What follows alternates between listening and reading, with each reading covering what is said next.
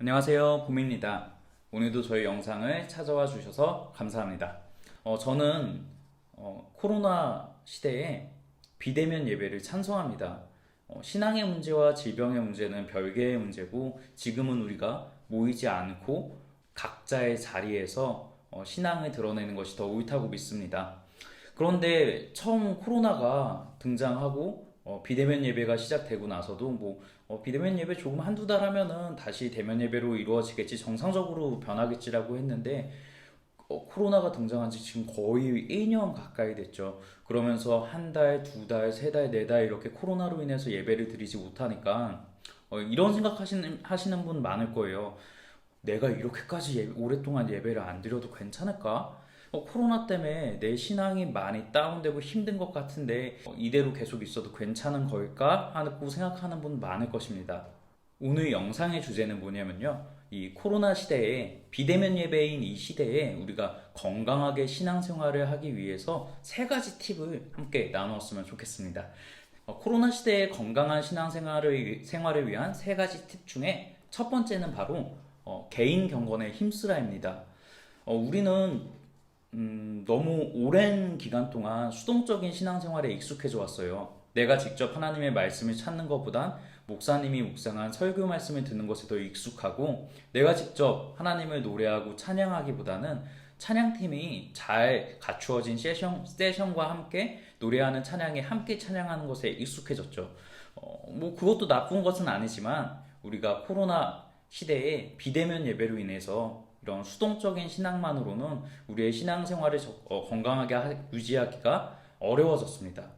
이런 시대에 우리가 첫 번째로 기억해야 될 것은 뭐냐면 적극적인 신앙을 가져야 되는데요. 구체적으로 그 적극적인 신앙을 가지라는 개인 경건에 힘쓰는 시간이 돼야 됩니다. 목사님의 잘 준비된 설교 말씀보다는 각자의 자리에서 성경을 펼치고 말씀으로 인해서 각자 하나님을 찾아가는 시간에 더 힘써야 되고요.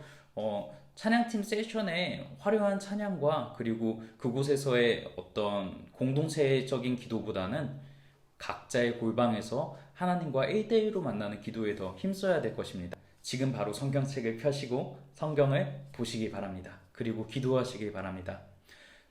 코로나 시대의 건강한 신앙생활을 위한 두 번째 팁은 바로 랜선 교제입니다.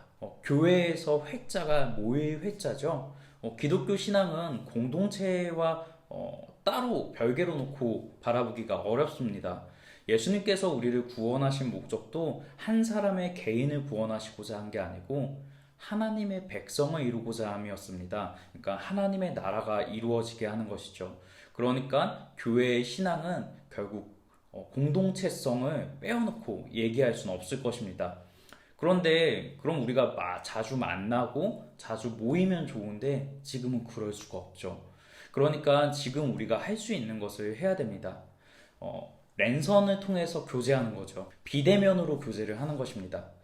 비대면이 사실 굉장히 어색하고 좀 이상하게 느껴질지도 모르지만 과거에는 많은 사람들이 비대면으로 교제했습니다. 지금처럼 이동수단이 발달하기 전에는 사람들이 자주 만나고 교제하기가 어려웠습니다. 그래서 그들이 사용한 수단 중에 하나가 바로 편지였죠.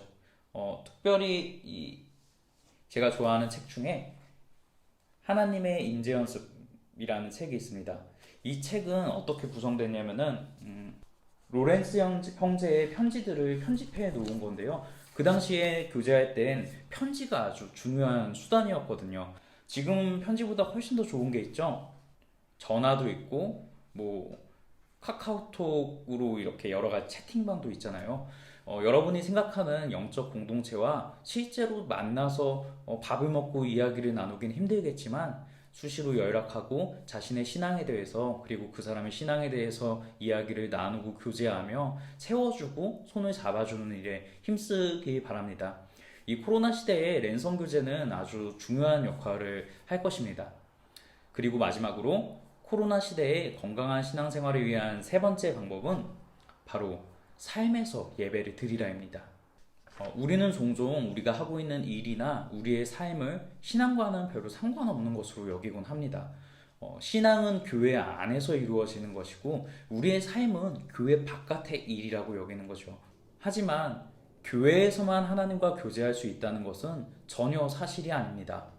하나님은 교회에서뿐 아니라 우리의 삶 가운데도 역사하시고 교회에서뿐 아니라 우리의 삶 가운데에서도 예배를 받기를 기뻐하십니다. 그렇기에 우리는 교회 안에서뿐 아니라 우리의 삶을 예배의 기회로 삼을 수 있습니다. 우리가 출근한 회사의 사무실 책상에서, 그리고 내가 일하는 자영업장에서, 그리고 내가 공부하는 학교에서, 또 어딘가에서도 우리는 하나님을 예배할 수 있는 것입니다. 우리가 있는 바로 그곳에서 하루를 성실하게 살아내고 하나님을 깊이 바라보며 말씀을 실천하는 삶을 사는 것은 분명히 하나님께서 기뻐하시는 예배입니다. 그렇다면 우리는 어떻게 삶을 예배로 드릴 수 있을까요? 미가서 6장 8절을 보면 이렇게 기록하고 있습니다. 제가 한번 읽어볼게요. 내가 무엇을 가지고 여호와 앞에 나아가며 높으신 하나님께 경배할까?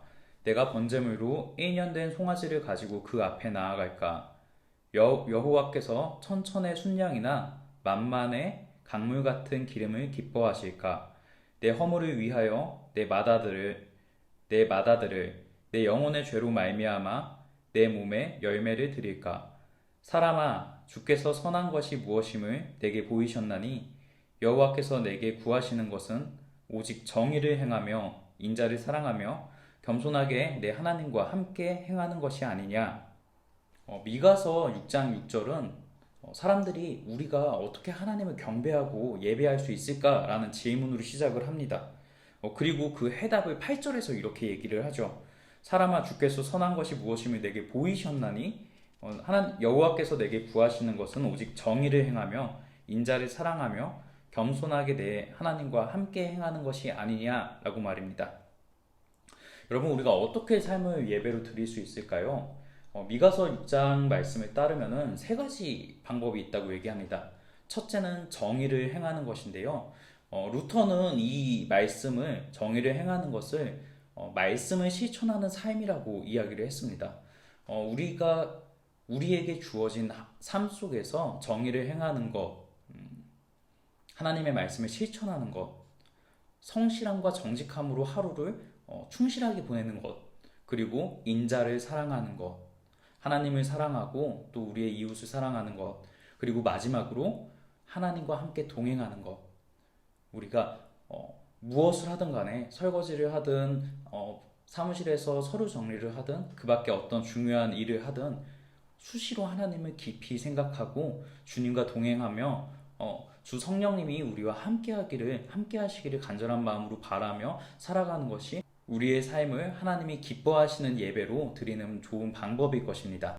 지금은 코로나로 누구보다 많은 사람들이 힘들어하는 시대죠. 우리 믿는 사람들도 마찬가지죠.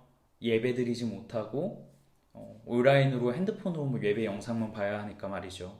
하지만 어떻게 생각한다면 우리가 그동안 놓쳤던 신앙의 중요한 다른 면들에 대해서 집중하게 될 수 있는 시기가 될 수도 있습니다. 우리가 그동안 놓쳤던 개인 경건이나 우리의 삶을 예배로 드리는 것과 같이 교회 안에서 이루어진 신앙이 아니라 교회 밖에서 하나님을 기쁘게 하시는 것들에 대해서 진지하게 고민해보고 또 생각해볼 수 있는 시간이 될 수도 있을 것 같습니다. 참 어려운 2020년이 다 지나가고 있습니다. 내년에는 정말 코로나가 빨리 종식되고 평안하고 기쁨과 쉼이 있는 한 해가 되었으면 좋겠습니다. 이 어려운 시기에 건강한 신앙생활 하시며 하나님과 동행하시기를 기도합니다. 오늘 영상은 여기까지고요. 다음에 또 찾아뵙겠습니다.